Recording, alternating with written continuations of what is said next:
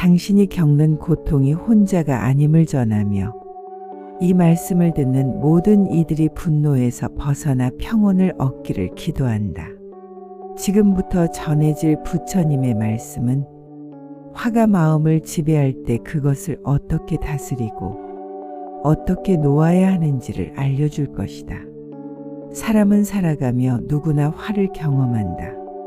때로는 가족에게, 때로는 동료에게, 때로는 자신에게 화를 낸다.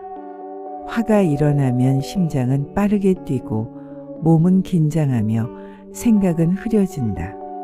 화가 사라진 뒤에는 후회가 남고 삶은 한층 더 무거워진다. 부처님은 이런 분노를 가장 무서운 불길에 비유하셨다.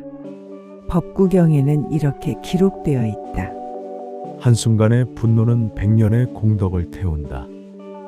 공덕이란 좋은 마음과 선한 행위에서 생겨나는 밝은 힘을 말한다. 그만큼 분노는 순식간에 쌓아온 평화를 무너뜨린다. 따라서 화를 다스리는 일은 단순히 착하게 살기 위한 방법이 아니라 나 자신을 지키는 길이다. 화는 상대방을 겨냥하지만 결국 나를 가장 먼저 태운다. 불교에서 분노는 삼독 가운데 하나로 꼽힌다. 삼독이란 인간을 괴롭히는 세 가지 독을 말하는데 탐욕과 분노와 어리석음이다. 이 가운데 분노는 다른 사람과의 관계뿐 아니라 나 자신을 끊임없이 괴롭힌다. 부처님은 분노의 뿌리를 집착과 무지에서 찾으셨다. 집착이란 내가 원하는 대로 세상이 흘러야 한다는 고집이다. 무지란 사물을 바르게 보지 못하는 눈을 뜻한다. 내가 원한 대로 일이 풀리지 않으면 화가 일어나고 남이 내 마음을 몰라주면 분노가 일어난다. 그러나 이는 세상을 제대로 보지 못하기 때문에 생기는 것이다. 세상은 본래 내 뜻대로 움직이지 않는다. 모든 것은 조건에 따라 생겨나고 조건이 변하면 사라진다. 이를 연기라 한다. 연기란 모든 존재와 현상이 서로 의지하여 생겨난다는 법칙이다. 연기의 눈으로 세상을 보면 내가 화내는 대상도 수많은 원인과 조건이 모여 생겨난 존재임을 알게 된다. 따라서 화를 줄이는 길은 단순히 참는 것이 아니다. 그것은 사물의 진실한 성질을 바르게 보는 것이다. 내가 화내는 대상도 변하는 존재이며 나와 마찬가지로 고통을 피하려는 존재임을 알면 분노는 줄어든다. 부처님은 분노를 다스리는 방법으로 알아차림을 강조하셨다. 알아차림이란 지금 일어나는 마음을 있는 그대로 보는 것이다. 분노가 치밀어 오를 때 그 마음을 억누르거나 따라가지 않고 단지 지금 화가 일어나고 있다 하고 알아차리는 것이다. 법구경에는 이렇게 기록되어 있다. 분노를 이기는 것은 분노가 아니다. 분노를 이기는 것은 평온한 마음이다. 이 말씀은 화를 억누르거나 또 다른 화로 맞서는 것이 아니라 알아차림 속에서 평온을 지키는 것이 분노를 다스리는 길이라는 뜻이다. 분노가 일어날 때는 호흡을 지켜보는 것이 도움이 된다. 호흡은 언제나 지금 여기에서 일어나기 때문이다. 긴 호흡은 긴 줄 알고 짧은 호흡은 짧은 줄 안다. 들숨과 날숨을 알아차리면 분노는 조금씩 힘을 잃는다. 이는 부처님께서 아난에게 직접 일러주신 호흡 수행법이다. 그럼에도 불구하고 화가 쉽게 가라앉지 않을 때가 있다. 이때 부처님은 자해의 수행을 가르치셨다. 수타니파타에는 자해의 수행에 대한 말씀이 전해진다. 모든 존재가 행복하기를, 모든 존재가 평안하기를, 모든 존재가 고통에서 벗어나기를. 이것이 자해경이다. 분노가 가득할 때 그 분노를 향해 자해의 마음을 보내는 것이다. 내가 미워하는 사람조차도 고통에서 벗어나기를 바라는 마음을 내는 순간 화는 힘을 잃는다. 자해란 단순한 감정이 아니라 훈련이다. 화가 날 때마다 속으로 이렇게 되뇌어 볼 수 있다. 나는 평온하기를 바란다. 나의 가족이 평온하기를 바란다. 나를 화나게 한 사람도 평온하기를 바란다. 처음에는 쉽지 않지만 반복하면 마음은 점차 부드러워진다. 부처님은 또한 모든 것은 변한다고 말씀하셨다. 이것을 무상이라 한다. 무상은 어떤 감정도 영원하지 않음을 뜻한다. 지금 일어나는 화도 오래가지 않는다. 마치 뜨거운 물이 시간이 지나면 식듯이 분노도 시간이 지나면 사라진다. 이를 알면 화에 휩쓸리지 않고 기다릴 수 있다.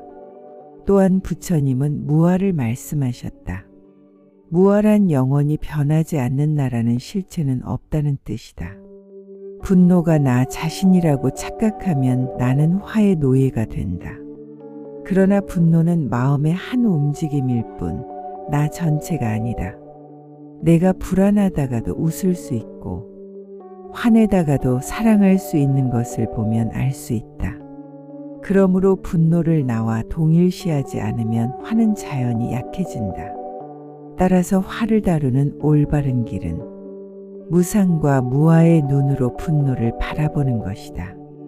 화는 잠시 일어났다가 사라질 것이며 그것은 나의 본 모습이 아니다.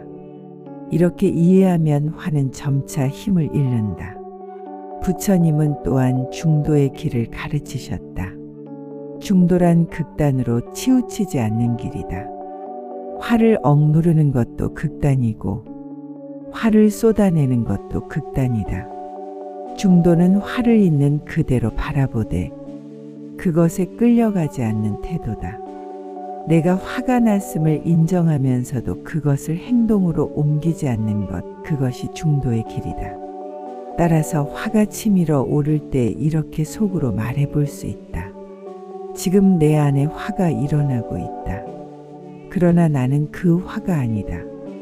이 화는 머물다가 사라질 것이다. 이렇게 바라보면 화는 점차 힘을 잃는다. 밤이 깊어질수록 화는 더 크게 다가온다.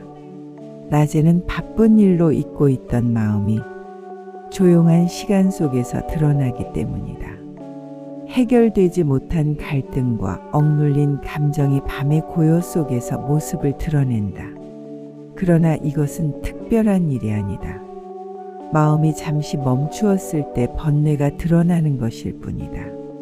부처님은 이를 가리켜 마음속의 적이라 하셨다. 밖에서 오는 화살보다 안에서 일어나는 화살이 더 깊다고 말씀하셨다. 따라서 밤의 분노를 다루는 길은 그것을 억누르는 것이 아니라 있는 그대로 바라보는 것이다. 화가 일어나면 그것을 적으로 삼지 않고 손님처럼 대한다. 손님이 왔다가 가듯이 분노도 왔다가 간다. 내가 그것을 붙잡지 않을 때 분노는 더 머물 수 없다. 그럼에도 불구하고 사람은 분노를 붙잡는다. 그 순간 상대의 잘못이 내 전부를 흔들어 놓는 듯이 느껴진다. 그러나 연기의 법을 떠올리면 상대도 나와 마찬가지로 조건 속에서 살아가는 존재임을 알 수 있다. 내가 화내는 사람도 그 사람 나름의 고통과 이유가 있어 그렇게 행동한 것일 수 있다. 이 사실을 이해하면 분노는 조금씩 풀린다. 일상 속에서도 분노를 다스리는 연습은 가능하다. 잠들기 전 하루 동안 있었던 일을 돌아보며 화를 낸 순간을 떠올린다. 그리고 그때의 마음을 바라본다. 억지로 후회하거나 변명하지 않고 단지 그때 내 안에 화가 있었다 하고 인정하는 것이다. 그 다음 이렇게 다짐한다. 나는 더 지혜로운 길을 선택하겠다. 이 단순한 다짐이 분노를 줄이는 첫걸음이 된다. 또한 자해의 말을 되뇌면 도움이 된다. 나는 평온하기를 바란다. 나의 가족이 평온하기를 바란다. 나를 화나게 한 사람도 평온하기를 바란다. 이 말을 되뇌는 순간 분노의 불길은 점차 잦아든다. 부처님은 말씀하셨다. 남을 향한 자애는 곧 나를 치유하는 약이다. 남을 위하는 마음을 내는 순간 나의 마음은 부드러워지고 따뜻해진다. 분노는 차가운 마음에서 자라나지만 자애는 따뜻한 마음을 불러온다. 따뜻한 마음은 차가운 분노를 이겨낸다. 이제 눈을 감고 호흡을 바라본다. 들이쉬는 숨, 내쉬는 숨. 분노가 떠오르더라도 그것을 붙잡지 않고 흘려보낸다. 화는 나의 일부가 아니라 잠시 스쳐가는 손님일 뿐이다. 나는 그 손님이 아니다. 나는 그저 그것을 지켜보는 주인일 뿐이다. 이렇게 바라보며 마음은 점차 고요해진다. 고요 속에서 분노는 힘을 잃는다. 힘을 잃은 분노는 더 이상 나를 괴롭히지 못한다. 부처님께서 일러주신 길은 멀리 있지 않다. 지금 이 자리에서 호흡을 바라보고 분노를 손님처럼 대하고 자애의 마음을 일으키는 것, 그것이 곧 분노를 다스리는 길이다.